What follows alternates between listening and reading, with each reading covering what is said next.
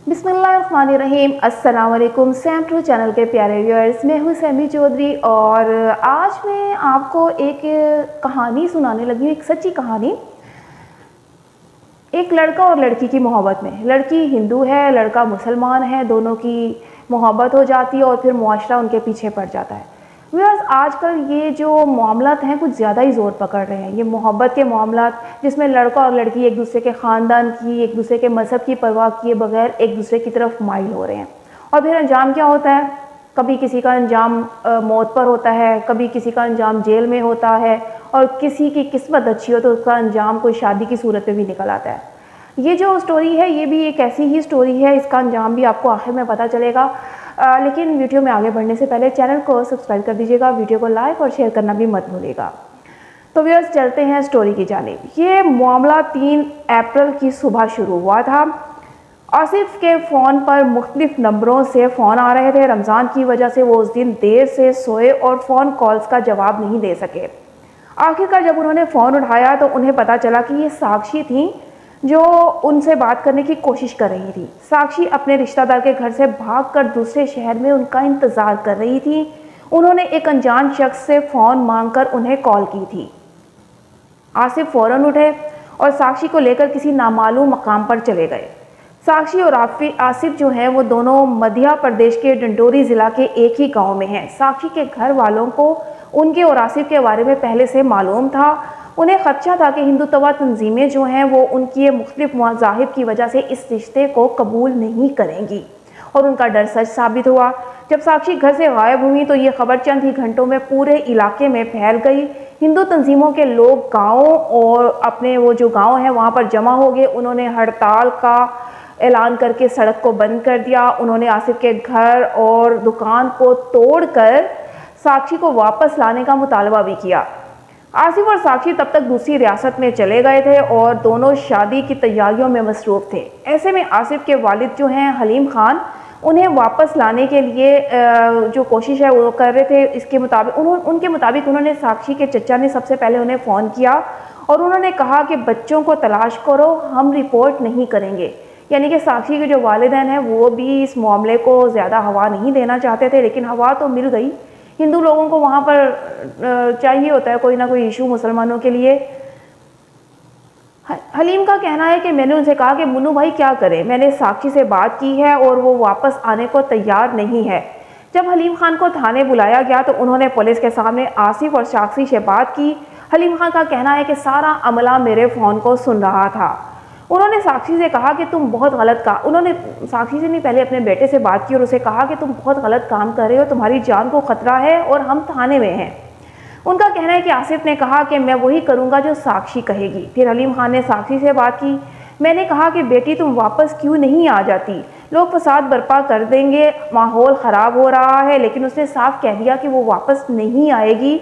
उन्होंने कहा कि वो बालिग हैं, पढ़े लिखे हैं। एसएचओ ने साक्षी को समझाया भी, लेकिन लड़की ने यह कहकर इनकार कर दिया कि अगर उसे मजबूर किया गया तो वो खुदकुशी कर लेगी।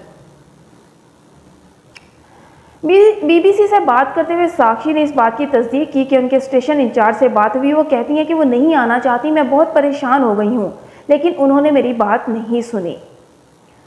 वो कहती हैं मुझे वहाँ पुलिस स्टेशन आने के लिए आप कह रहे थे, हम वहाँ कैसे जाते, हमारी जान को ख़तरा था, मुआशरे के लोग हमें नहीं छोड़ेंगे।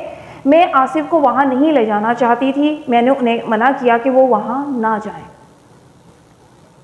आसिफ और साक्षी के इनकार पर हलीम खान को हिरासत में ले लिया गया। इस दौरान गाँव में मुजाहरों में शिद्दत आ गई। आसिफ के घर वाले अपने रिश्तेदारों के पास पनाह लेने पर मजबूर हो गए। 7 अप्रैल को पुलिस ने उनकी दुकानों और अगले दिन उनके घर को तोड़ डाला।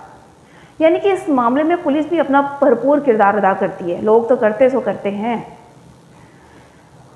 आसिफ और साक्षी का कहना है कि उन्हें घर और दुकानों में तोड़फोड़ की खबर नहीं मिली। कोयटों ने अपनी लोकेशन के जरिए पकड़े जाने के खौफ से मोबाइल फ़ोन फेंक दिए। उन्हें इस बात का इल्म उस वक्त हुआ जब उन्होंने किसी से फ़ोन मांगा और ये खबर देखी। आगे वो कहते हैं जी कि गांव में साक्षी के भाई और माँ बात करने से कतराते हैं। उनका कहना है कि वो मुसलमानों में शादी नहीं करना चाहते। एक ही गांव में होने की वजह से दोनों खानदान एक दूसरे को अच्छी तरह जानते हैं।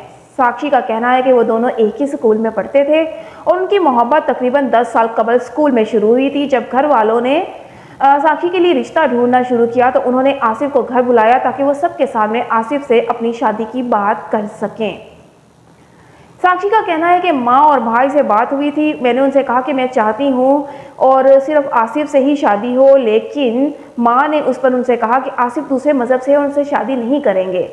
लेकिन मेरे भाई ने धमकी दी कि अगर शादी ऐसे शादी हो गई तो फिर सारे जो हिंदू तंजीमें उनके पीछे पड़ जाएंगी, हिंदू मुस्लिम फसाद बर्पा हो जाएगा। साक्षी कहती है उस दिन में से मैं घर में कैद कर दी गई और मेरी पढ़ाई भी बंद हो गई। मैं सिर्फ भगवान के सामने ही रो सकती थी, मेरी माँ भी मेरी तकलीफ नहीं समझ सकती थी। साक्षी कहती है उस दिन से मैं घर में जब कैद हो गई तो उसके बाद आसिफ का कहना है कि साक्षी ने मुझे संजीदगी से कहा कि अगर मैंने शादी ना की तो वो खुदकुशी कर लेंगी। अगर ऐसा कुछ होता तो मैं फंस जाता, जाहिर सी बात है। मैं सिर्फ उस मौका पर उन्होंने कहा कि ऐसा होता तो मैं फंस जाता, क्योंकि उस वक्त मैं सिर्फ मुसलमान होता और मैंने पूरी कोशिश की कि मामला ख़त्म हो जाए, सबकी रजामंदी से हासिल किया जाए। साक्षी की माँ और भाई किसी भी कीमत पर शादी के लिए तैयार नहीं थे। साक्षी और आसिफ भी पीछे हटने वालों में से नहीं थे।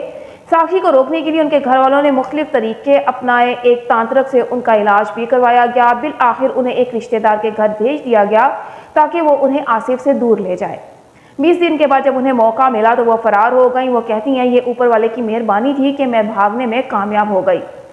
इस वक्त आसिफ और साक्षी अभी छुपे हुए हैं। मध्य प्रदेश के बाहर की एक अदालत ने पुलिस को उन्हें सिक्योरिटी फराहम करने का हुक्म दिया है। दूसरी जानिब हलीम खान भी अपना गांव छोड़कर बीवी के साथ दूसरे इलाके में अपने ससुराल चले गए हैं और उनका एक बेटा जो है वो भी अपनी बीवी के साथ अपने मैके में है, जबकि उनका दूसरा बेटा एक रिश्तेदार के घर है। हलीम खान के मुताबिक 1992 में पंचायत ने सबकी रजामंदी से उन्हें ये घर अलॉट किया था। उनका कहना है जब मुझे 4 दिन बाद पुलिस की हिरासत से रिहा किया गया तो मैंने पड़ोसियों से दरियाफ्त किया कि उन्होंने इंतजामिया को मेरा घर तोड़ने से क्यों नहीं रोका। उनका कहना था कि हर जगह पुलिस तैनात थी और किसी को घर से बाहर निकलने की इजाज़त नहीं थी। उनके पड़ोसी ऑन रिकॉर्ड बात करने से गुरेज करते हैं। उन्हें डर है कि वो इंतजामिया और हिंदू तवा तंजीमों के निशाने पर भी आ सकते हैं, लेकिन नाम जाहिर न करने की शर्त पर वो दोहराते हैं कि पुलिस की भारी नफरी तैनात थी। हलीम खान बार बार के बाद फख्र के साथ कहते हैं कि वो गांव की एक मोअज़्ज़ज़ शख्सियत हैं और मकामी सियासत में भी सरगर्म रहे हैं। उनका कहना है कि अगर किसी गांव में कोई झगड़ा या कशीदगी होती तो इंतज़ामिया मामला हल करने के लिए उन्हें बुला लेती थी। उनका कहना है कि गाँव के बाहर के कुछ लोगों ने यहाँ के लोगों को धोखा देकर गाँव का माहौल ख़राब कर दिया है। अब यहाँ उनकी कोई सुनने वाला नहीं है। बीबीसी की टीम को उन्होंने इंटरव्यू देते हुए कहा कि उन्होंने रात के खाने के वक्त हमें गांव के एक ढाबे पर चलने की दावत दी। ढाबे पर उनको पहुंचने के कुछ देर बाद के लिए कुछ अजीब सी खामोशी छा गई। ढाबे के मालिक बहुत प्यार से पेश आए। वो उन्हें ये बात दोहराते रहे कि अलीम खान का घर गैर ज़रूरी तौर पर गिराया गया है, लेकिन खाने के बाद जब अलीम खान अकेले में मुस्कुराते हुए कहते हैं कि ढाबे का मालिक भी इन मुजाहिरीन में शामिल था जो इसका घर गिराने का मुतालबा कर रहे थे। होटल मालिक हमारी गुफ्तगू दूर से लेकिन तवज्जो से सुनते रहे। हलीम खान के जाने के बाद फ़ौरन बाद उन्होंने माफ़ी मांगने के अंदाज में कहा कि क्या करते, समाज की सुननी पड़ती है, लोगों ने मुझे वहीं पकड़कर बिठा लिया था। तो बस ये थी एक हिंदू लड़की और मुसलमान लड़के की मोहब्बत की कहानी। हमारे माशरे में क्या हो रहा है, इस हवाले से अपने कमेंट्स में अपनी राय से आगाह करना मत भूलिएगा। चैनल को सब्सक्राइब करना, वीडियो को लाइक और शेयर करना भी मत भूलिएगा। के साथ ही अपनी होस्ट सैमी चौधरी को इजाज़त दीजिए। अल्लाह हाफ़िज़।